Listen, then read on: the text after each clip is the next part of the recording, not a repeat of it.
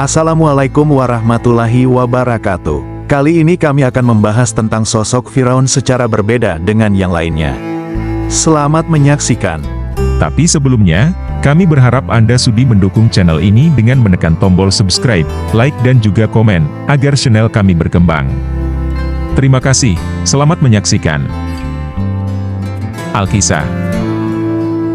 Kami perhatikan, sejak dulu telah tertulis dan banyak penjelasan yang keliru di dalam teks Islami tentang sosok Firaun yang menghadapi Nabi Musa. Ini terutama kita temukan di dalam buku pembelajaran agama untuk siswa di sekolah, dan naskah Islami komersil yang diedarkan para penerbit.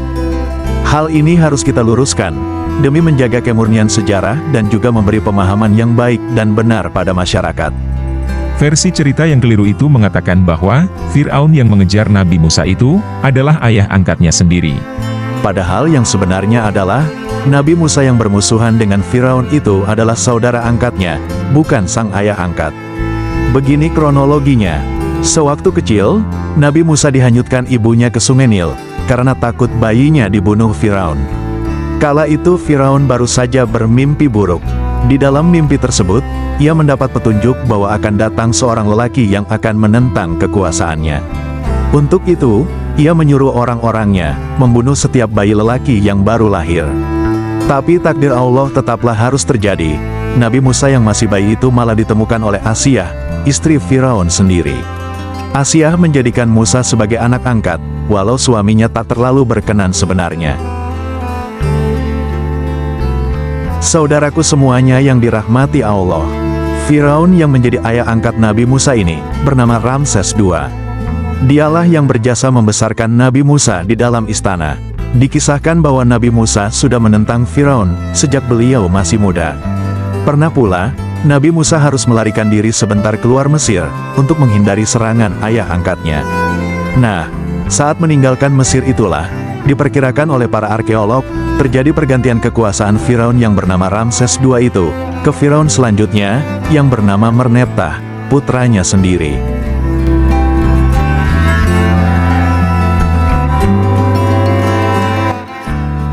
Firaun yang bernama Merneptah inilah yang menghadapi Nabi Musa, sekembalinya beliau ke Mesir. Dialah yang mengejar Musa hingga ke Laut Merah. Hal itu diperkuat oleh temuan arkeologi berupa sebuah mumi sosok Merneptah. Di antara semua mumi yang ditemukan, mumi Merneptah lah yang memiliki keunikan sendiri, karena warnanya lebih putih, akibat terendam air asin atau terkontaminasi zat garam dalam waktu lama. Bukti lainnya adalah dengan ditemukannya prasasti yang disebut Merneptah Stele, berisi kisah pemberontakan bangsa Israel. Selain itu, dari hasil penelitian terlihat, Ramses II meninggal saat berusia sekitar 80 tahunan, sedangkan Merneptah meninggal cukup muda dari usia ayahnya, yaitu sekitar 60 tahunan. Meski demikian, ada juga arkeolog yang berbeda pendapat. Menurut mereka, unsur garam seperti yang melekat di mumi Merneptah, adalah garam yang umum dipakai dalam proses mumifikasi. Jadi, menyebut Ramses II sebagai Fir'aun yang tenggelam di Laut Merah, adalah salah. Di dalam Quran sendiri dijelaskan, Allah memang sengaja membuat jasad Fir'aun tetap utuh, agar dapat menjadi pelajaran.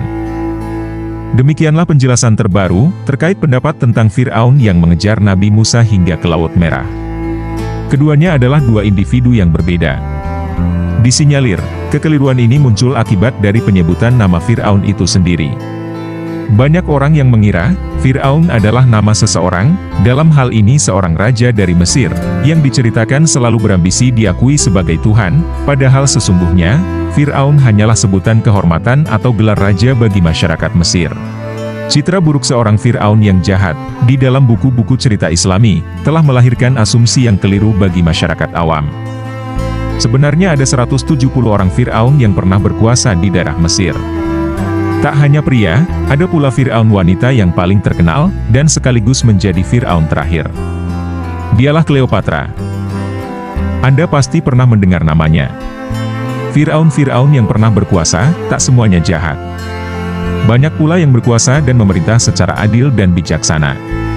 Piramida Mesir yang kini jadi tujuan wisata di Mesir, salah satunya dibangun pada masa Fir'aun-Fir'aun yang baik berkuasa di sana. Mesir dulunya adalah wilayah besar yang terbagi dalam dua wilayah, satu di utara dan satu di selatan, tetapi kemudian disatukan oleh kejayaan Fir'aun pertama, yang bernama Menes. Sayangnya kemudian kejayaan Mesir kuno itu diakhiri oleh kekuatan bangsa Romawi. Demikianlah penjelasan singkat tentang Fir'aun dan pengejaran Nabi Musa ke Laut Merah. Semoga bermanfaat. Jangan lupa subscribe, like dan komen agar channel kami berkembang. Terima kasih. Wassalamualaikum warahmatullahi wabarakatuh.